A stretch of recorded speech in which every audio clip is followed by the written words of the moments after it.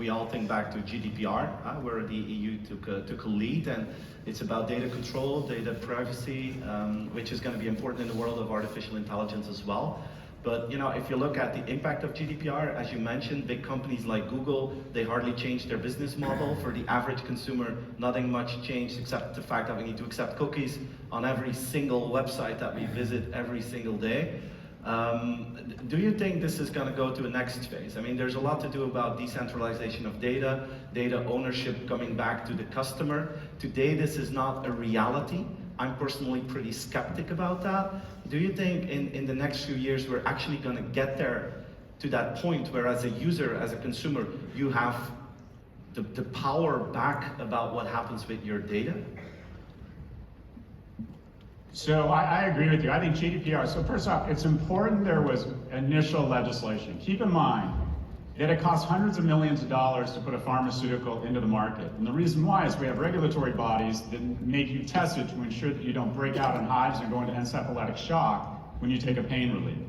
If you want to trade stocks, if you want to be a bank in Belgium or in Ohio, you're regulated by different regulatory bodies. There are regulatory bodies across every industry, except for the largest industry by market capitalization that has the most impact on our society. There's no regulation.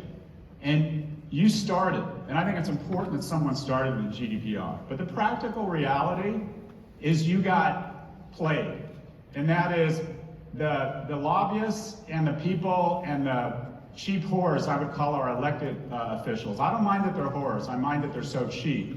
Were bought off and inserted language that effectively made it much harder for small and medium-sized media companies while just enriching big media companies and imposing some additional time tax on consumers.